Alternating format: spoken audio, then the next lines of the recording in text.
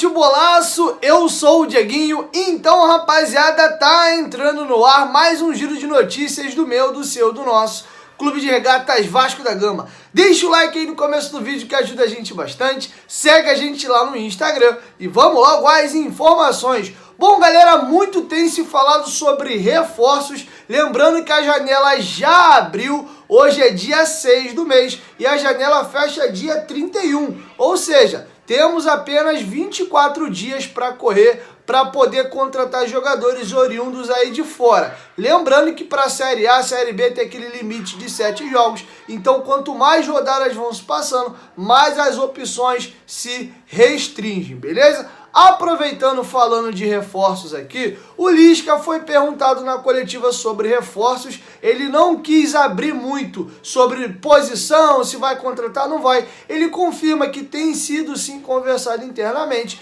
mas o principal foco dele é conseguir extrair o melhor desse atual elenco. Não fica só nas minhas palavras, eu vou deixar com vocês o próprio Lisca trazendo um pouco mais de detalhes sobre o tema. Não quer dizer que o Vasco não vai contratar, mas não deve ser naquela sangria desatada. Na questão de reforço, a gente conversa diariamente, né? O Pássaro está sempre lá no CT, toda a comissão técnica, né? É um fórum que está sempre sendo conversado, sempre sendo visto. Agora, eu não vou aqui te falar publicamente a avaliação, o que nós precisamos, o que nós não precisamos.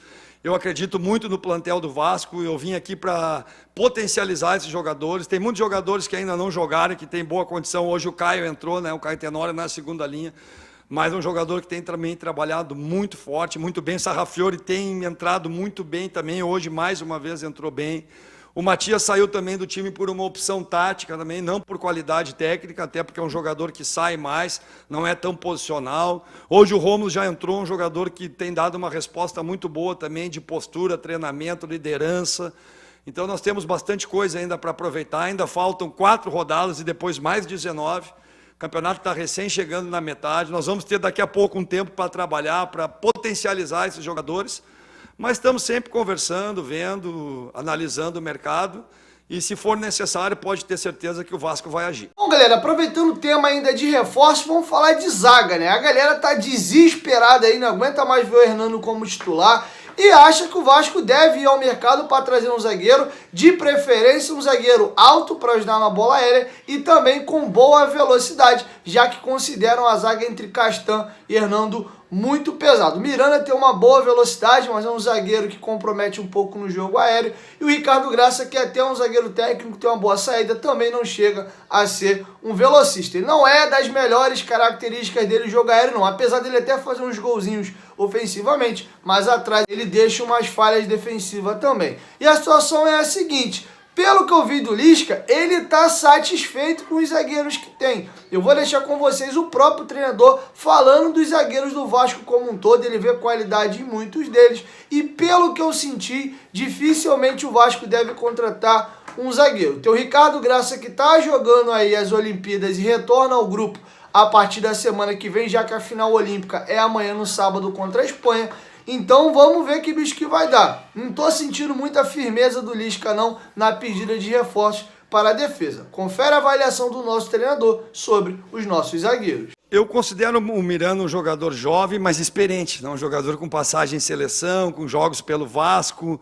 E pelo que eu conversei com o Miranda, pelo que eu vi nas dinâmicas que nós fizemos, um jogador muito maduro, cara. Muito maduro, muito decidido, muito feliz com aquilo que faz, valoriza demais o Vasco. Então, muitas vezes o jogador tem mais idade, mas não tem experiência, não tem o cognitivo, não tem talvez o caráter que o Miranda tenha, né?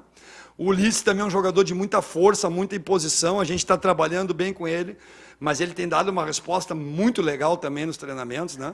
Talvez a gente tenha que puxar um pouco o freio dele, né? Porque muitas vezes ele vai demais, ele é um cara que se expõe, então ele precisa também aprender a dosar um pouco mais essa força, né? O Castanho e o Hernando são muito experientes também, têm boa condição.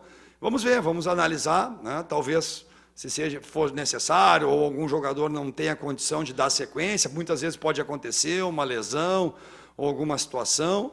talvez a gente possa rever isso. Mas eu estou satisfeito ali com os jogadores que tem. Hoje eles deram uma boa resposta num trio também, jogando como trio. Bom, galera, aproveitando que a gente falou aí dos zagueiros, vamos falar de sistema defensivo como um todo. E uma coisa que muita gente mesmo sugere, que é o quê? Por que o Léo Matos não é testado para jogar como zagueiro? O Lisca foi perguntado como ele enxerga isso, se ele vê a possibilidade do Léo Matos fazer a função de zagueiro. É uma pergunta que eu vejo muita gente fazendo e também sugerindo aos treinadores que passam pelo Vasco. E muita gente se agradou da maneira como o Vasco vinha jogando com o São Paulo nesse esquema de 3 zagueiros. A gente sabe também que nos últimos anos, todas as vezes que um treinador do Vasco tentou implantar o sistema com 3 zagueiros, não deu muito certo. Além de os resultados não terem sido positivos, durou muito pouco tempo. Quem começou a fazer isso ano passado, até jogando um dado momento ali com o Henrique como um zagueiro pela esquerda, e mais à frente o Sapinto fez isso também, nenhum dos dois tiveram sucesso por muito tempo. Talvez o Sapinto não chegou a ter sucesso em momento algum nessa formação. E o Lisca teve essa iniciativa do 3-3-3-1 e o time vinha se comportando bem até a expulsão. Ele foi perguntado se ele vai utilizar com mais frequência essa linha de 3. O próprio Léo Matos, ele vai usar essa linha de 3 para justificar se ele pode ou não pode usar esse sistema como às vezes no Vasco. Você olhar bem o jogo lá no Morumbi, foi o que a gente fez na segunda parte, né? A gente travou mais o Léo, né? Quase como um terceiro zagueiro, porque estávamos sofrendo muito no balanço, como eu falei anteriormente, né?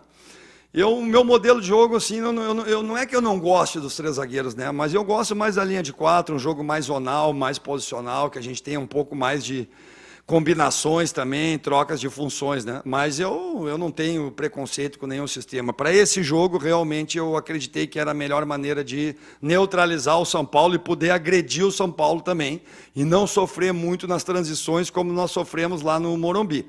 Até porque a gente precisava ganhar o jogo, mas a gente não podia tomar o gol também, né? A gente precisava sair na frente, que de fato saímos na frente, né? Saímos num gol legal, totalmente legal, eu vi ali o lance. Há uma nova determinação na regra, só vocês pegarem a partir do dia 1º de julho, né? E eu não vou falar sobre isso, né? Então, foi o que aconteceu, né, Lucas? Então, não é o meu sistema predileto, né? Mas é sempre uma alternativa de acordo com as nossas necessidades. E o Léo, ele saiu muito mais, já respondi numa questão anterior, né, por questão tática, não foi por questão técnica, não foi por cansaço também, foi porque eu achei que o Miranda, o Hernando e o Castão, o Hernando já fez essa função algumas vezes, inclusive alguns clubes como o Internacional, Goiás, Bahia, algumas vezes ele jogou como lateral direito, claro que mais baixo, mais defensivo, mas ali usando aquele corredor também. Então, achei que para essa partida era o melhor e acho que não me enganei, não me equivoquei. É só você ver esses nossos primeiros minutos, quando o jogo estava de igual para igual, antes das interferências da arbitragem, né? Então, não é o meu sistema principal, nós viemos trabalhando alternâncias de sistema e vamos analisar bem o Vitória para definir a melhor parte tática e estratégia também para a partida. Bom, galera, e para finalizar, vamos falar de Juninho e Miranda. Apesar da eliminação aí para o São Paulo, esses 2 jogadores ganharam muitos pontos aí com o nosso treinador. Então não se surpreendam se esses 2 jogadores começarem a ter uma sequência maior. O Juninho tem entrado no segundo tempo, o jogo do São Paulo começou como titular, o Miranda nem vinha jogando e parece que deve ganhar a vaga na zaga aí para o jogo do Vitória. O Lisca inclusive vai usar o termo, esses 2 jogadores ganharam muito ponto comigo. Confere o que tem a dizer o nosso treinador sobre as 2 peças. Miranda e o Juninho, né, que são 2 meninos da casa, né, e aí valorizar o trabalho que é feito aqui na base do Vasco, né, não é de hoje, mas é um trabalho bem consistente, né, eu vi o time sub-17 jogar agora contra o Cruzeiro, né, eu gostei muito do que eu vi, a organização do time, a qualidade dos jogadores, a ideia de jogo, né, ofensiva, agressiva, né, sub-20 ainda não pude ver assim com mais calma, porque hoje é o meu 12º dia de Vasco, é o meu 4º jogo, né. Mas o Juninho é um jogador que eu conheço muita força. O São Paulo é um time que marca muitos setores individuais e a gente necessitava dessa força, desse arrasto no meio. Gostei demais do que ele fez, também taticamente, né? A gente está trabalhando muito com o Juninho para ele ter uma compressão maior ainda do jogo. Hoje ele fez uma função mista ali, por dentro, do lado oposto, chegando nos corredores, agredindo, encostando no cano, encostando também, né, lá no Jabá, fazendo essa agressão ao espaço. Então achei ele muito bem, ele sentiu um pouco o ritmo do jogo, até porque, né, nós ficamos com um jogador a menos, e ele saiu muito mais por desgaste físico do que por situação técnica, né? E o Miranda, nesses dias, eu já conhecia também, mas esses treinamentos que a gente fez, ele pôde participar mais, porque ele não vinha jogando na sequência, e a gente gostou demais, né, da produção dele, da postura, da iniciação, dos passes, da leitura de jogo, e realmente fez uma boa partida também, estava bem posicionado, junto, deu uma segurança maior para o Castanho e para o Hernando, deu tranquilidade nas nossas coberturas, principalmente em cima dos dois zagueiros. É um jogador, é um zagueiro, vamos dizer assim, né, com concepção moderna de jogo, porque é um construtor também, e isso é muito importante no nosso modelo. Então, com certeza, os dois ganharam muitos pontos aí, a gente já sabia que eles iam ser importantes para nós, como todos os jogadores vão ser.